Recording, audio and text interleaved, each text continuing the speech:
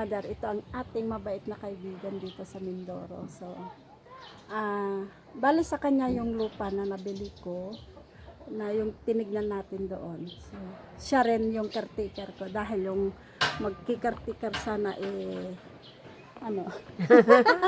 So, yon. Salamat at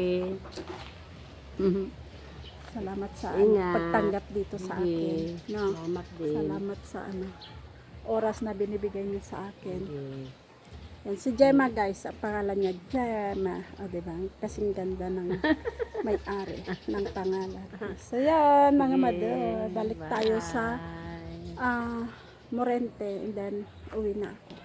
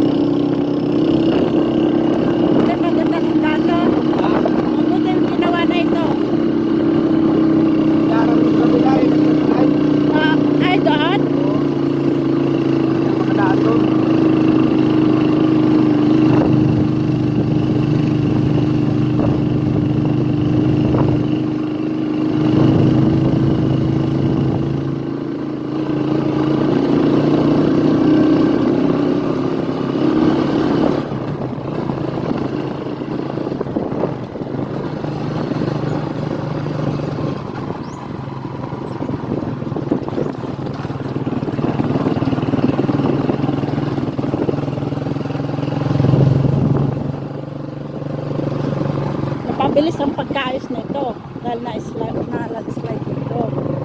Yan ang dating doon. Ay, diretso na pala to. Ha?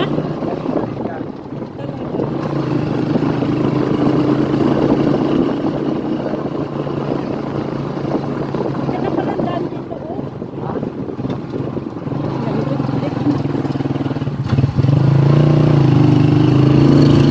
Dito na siya, di ba? Dito muna isilo.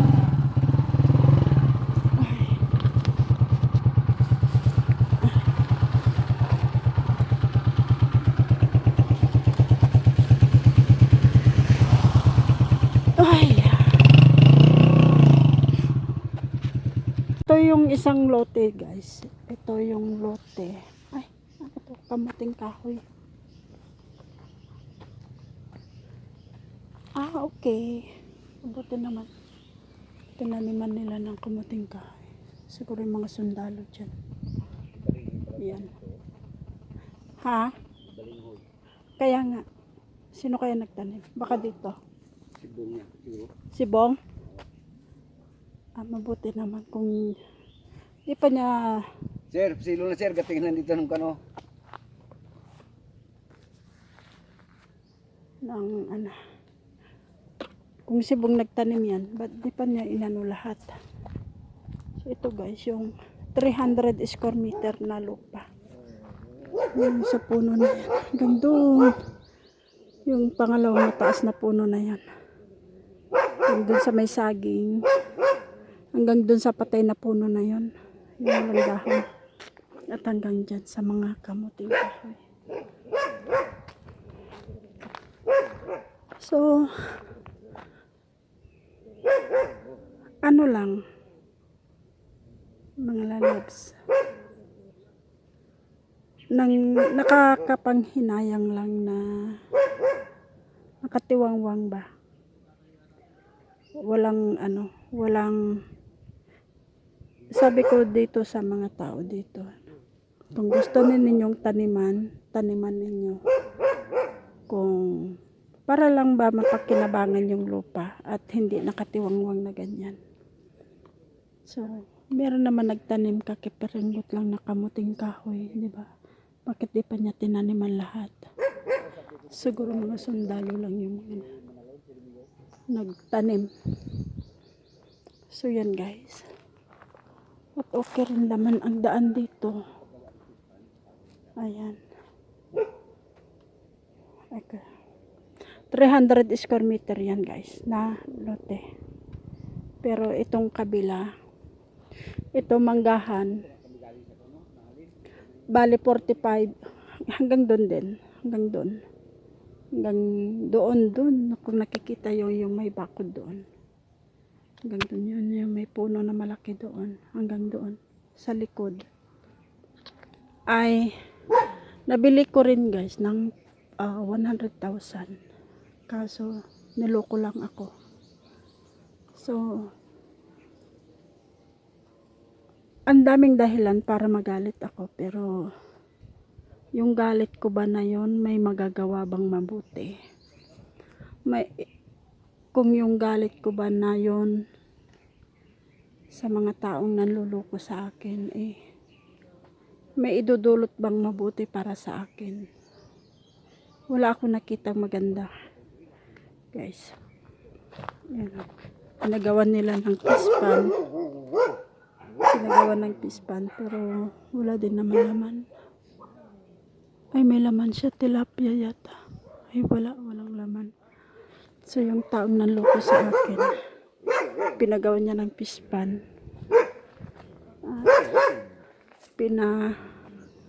Pinarentahan niya sa mga pulis. Ewan ko, pulis or sundalo, mga nandyan. Kasi dati may kampo dyan sa bungad. Ang sinasabi ko guys, yung galing yun sa pinaghirapan ko sakripisyo, di ba? Yung sakripisyo na ginawa ko. Wala. Napunta sa wala, yun lang. Nakita mo?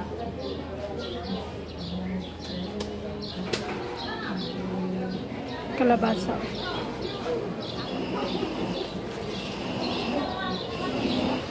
Dilis. Ang ganda, bulalako lang. Gusto mo ito? Ito guys, yung sinasabi kong labahita. Labahita. Anong sito? Pili ka? Ganda yan. Ito, kanuping. Ito naman ay mga ship, boneless chili. Ito magkano ganito? Yan, 140 lang. So, may 80 pa ako nakakalit. Sarap yan. Ito crate. Ito ay 200. 90 lang itong ano. Brown ito isa 100. Ito ay 100. Sarap din itong bulking pusit. Pusit po. Sap-sap.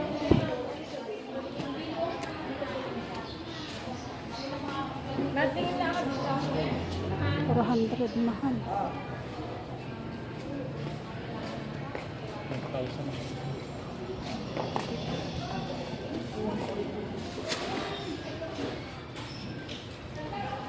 Nati lang kuya. Ate. Dati lang. Ano po?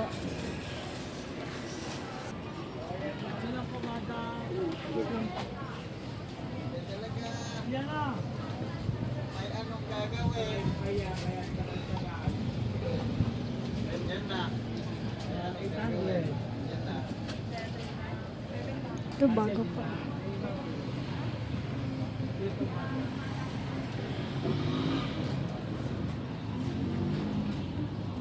Ano yan, te? Kaya hanap?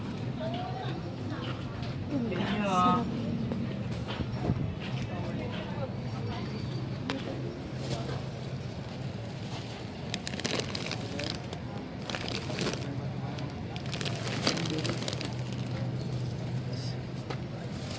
Sip. Beer. Abang ganda.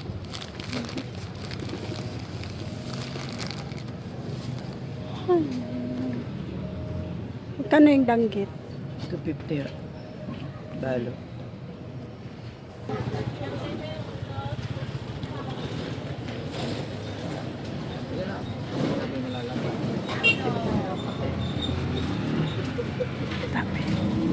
Ayaw siya, pinay. Ayos na sana.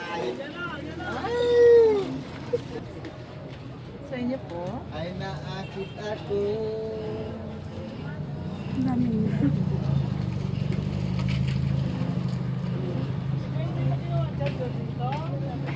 Ani mo naman charger mo. Pwede talaga.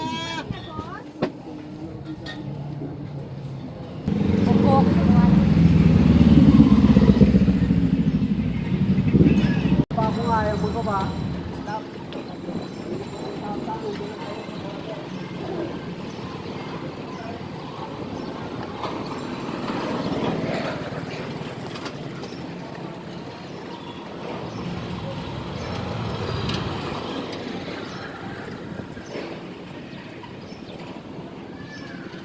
Walang kainan ng halo-halo.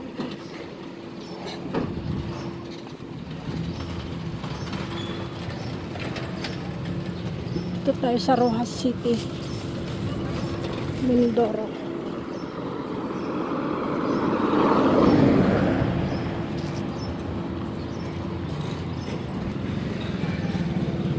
Tangkang. Tangkang. Tangkang. Di ba niya inaano?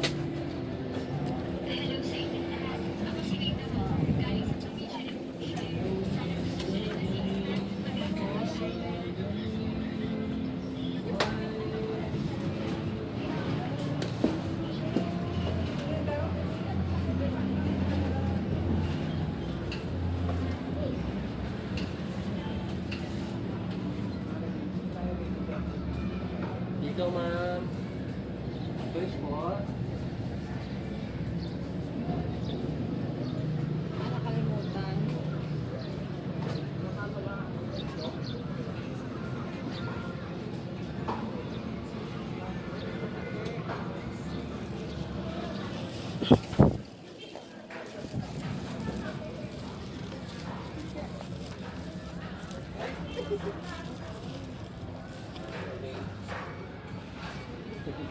Ano lang yun? 36.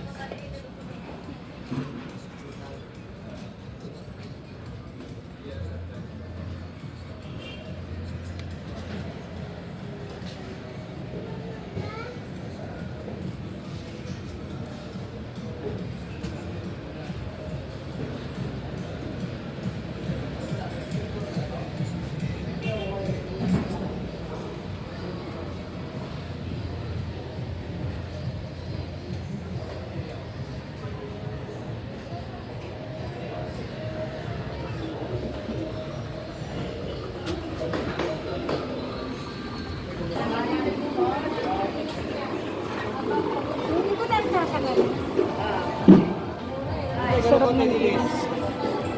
Shit. Madam, bisaw guma. Hi. Alam na si Kuya. Di ba? Ano yun? Sampo lang po.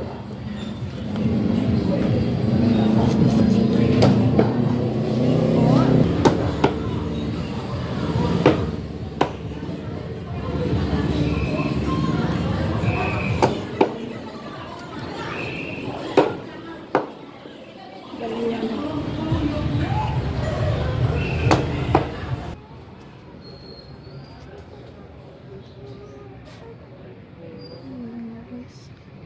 Okay, 1, 2, 3, go! Hey, children, set up. Hey. Mingming! Mingming! Hi!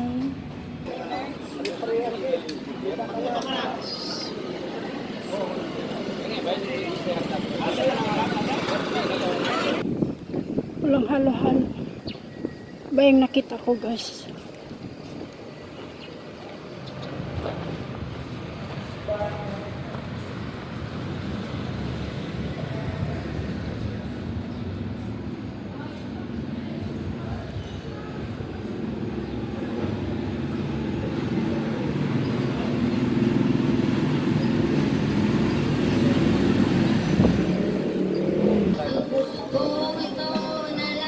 Hindi, kaya ate kapal. Itong sakay niya, no? Kuha. Sulo lang. Mother at yahi ulit tayo. tayo papuntang pabalik naman tayo ng Manila guys. So nakaalis na yung bus dito sa Mindoro at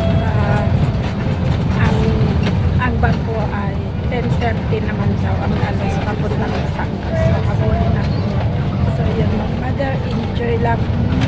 Kapagod yung biyahe pero kailangan i-enjoy na lang natin, diba? Para hindi mainit at hindi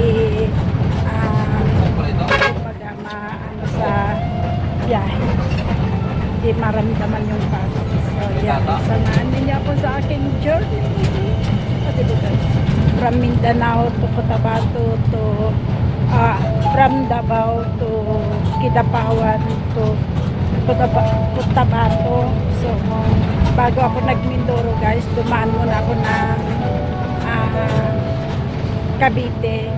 So ngayon pabalik naman ako ng Manila, palabas na ng Mindoro. So babalik ako ng Cavite dahil hindi natapos yung sadyo.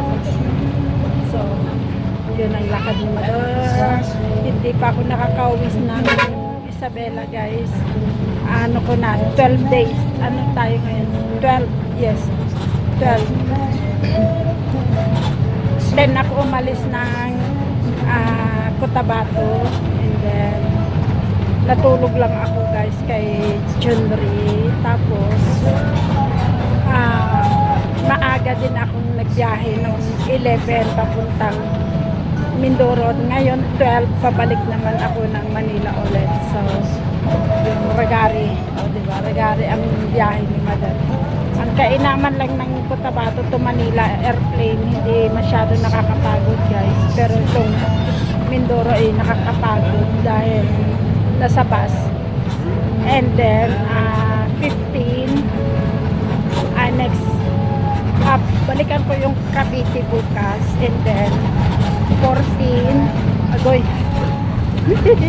tumatalon-talon, and then tapos ko ng Cavite ay punta naman ako ng Marikina dahil may imimit ako doon, yung kaibigan ko na from US. So imimit ko yun, sabi niya sleepover ako sa kanya sa condominium niya. Punta ako ng Commonwealth sa may Holy Spirit ng 14. Tapos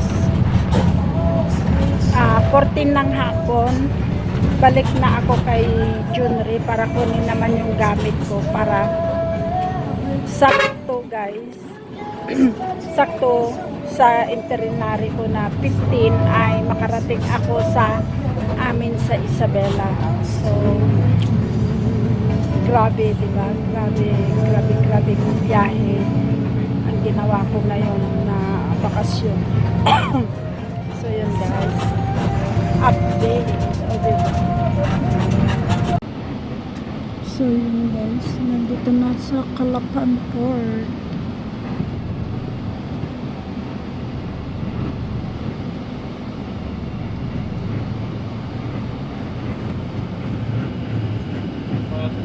Ito na ako yung pwede isang service.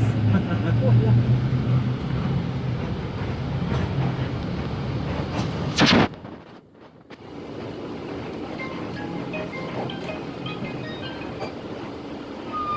Ha? Wala.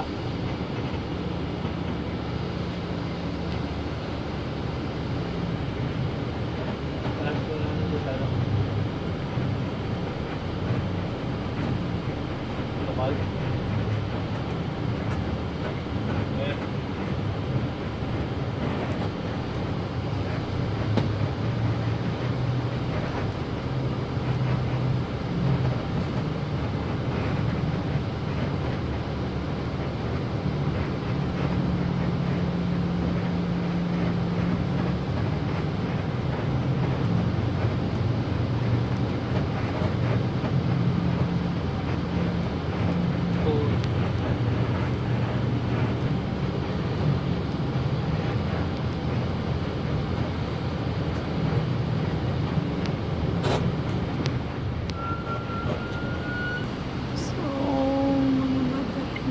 umabot ng 10:30 na barko. Umabot siya kaya lang puno na ng mga sasakyan. Wala daw mapestuhan itong bus. So sunod namin ay alas 12 na barko hanggang Batangas.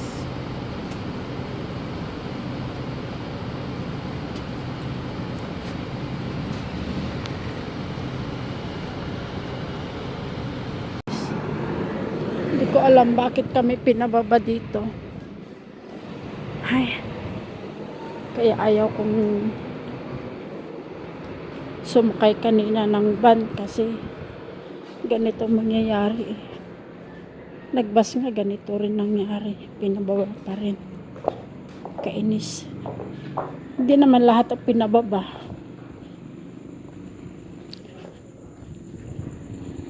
Guys.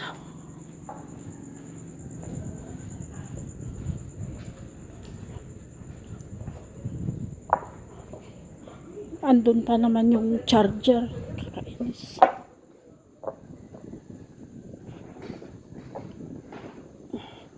So, dito kami maghintay, guys.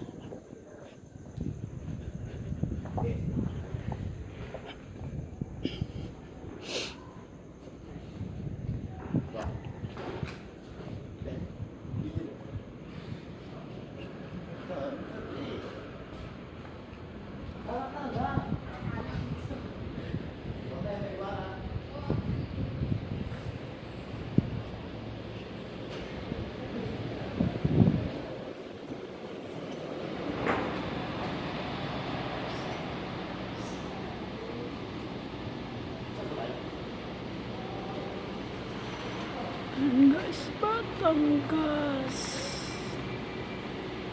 Port Calapan.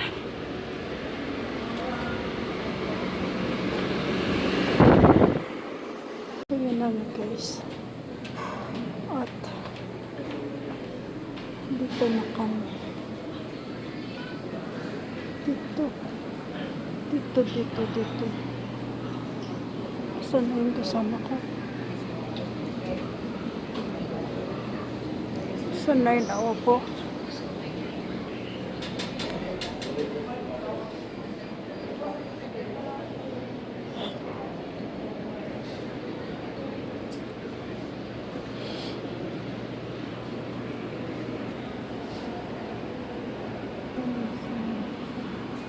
So, ito na, guys. At sasakay na kami sa aming bus.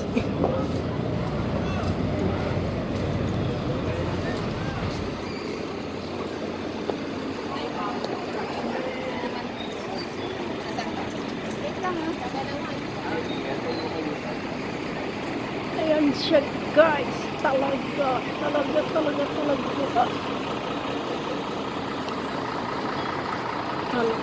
po.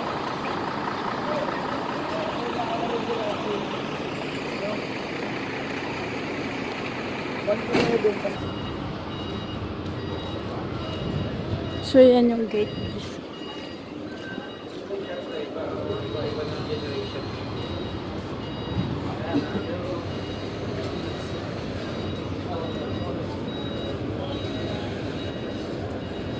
Saan yung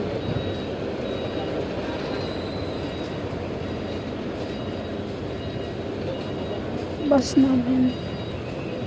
Wala pa.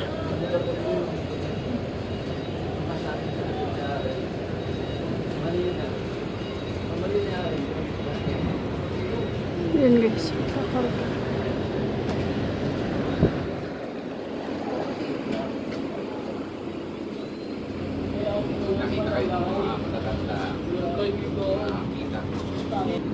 Kaya nga tanga, baka pwede ka yan.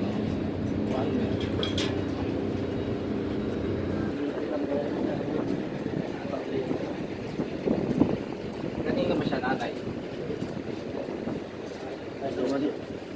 Pero ang pinaka malakas na nila magkakapatid Diyan na yung bus natin. Diyan na yung bus natin. Yan guys, sasakay lahat yan mga van na yan. Ay, truck na yan. So guys, ang aming sakyan barko. Ang dati yung kasama mo. Hindi. Sige mo.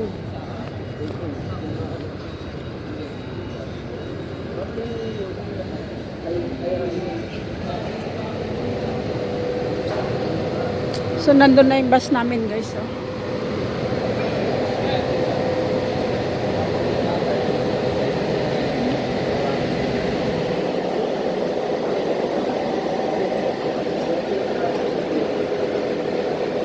Tama ba? Yan ba yung bus natin? 1170. Tara sa taas.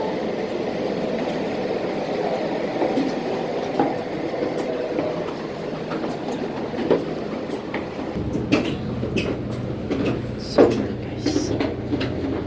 Philippine Coast Guard. Ganito siya.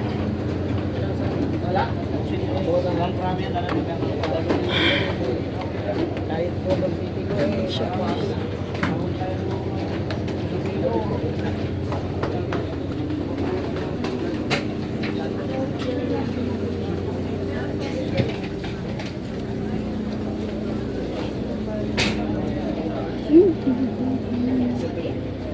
Excuse me.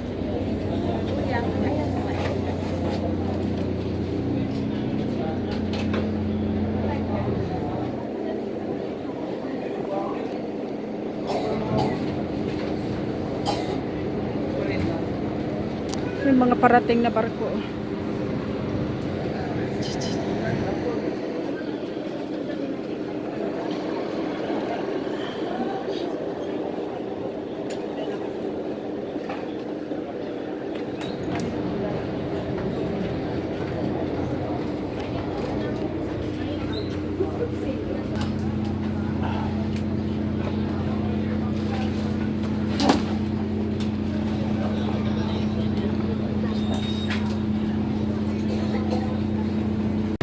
So, yan guys. At nandito na kami sa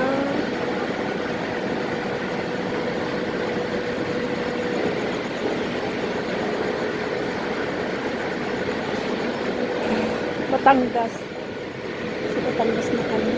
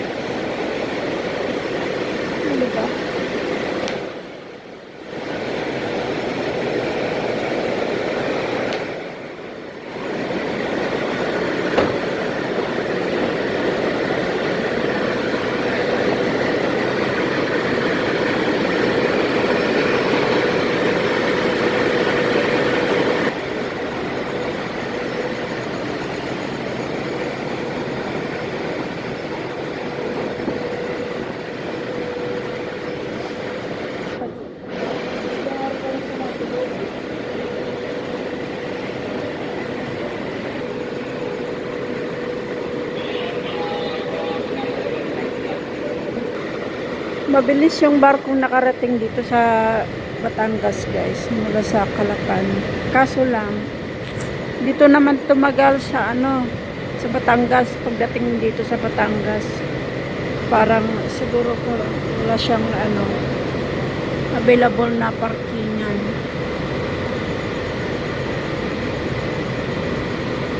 Yun yung laman ng barko. Puno yan.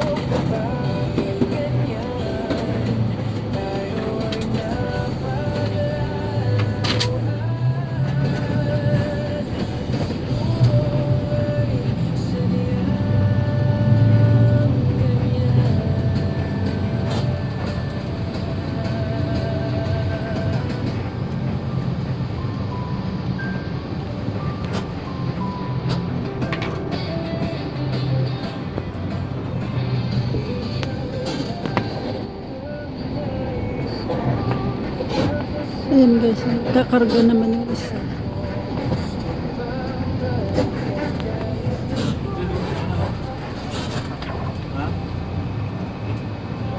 Puno na oh.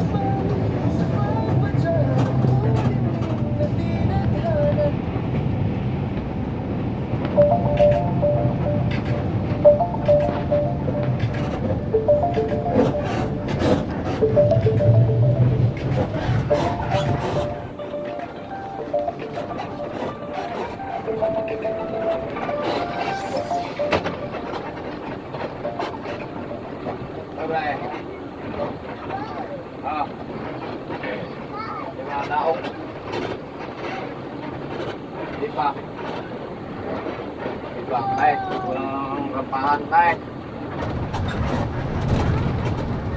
Wala kayo.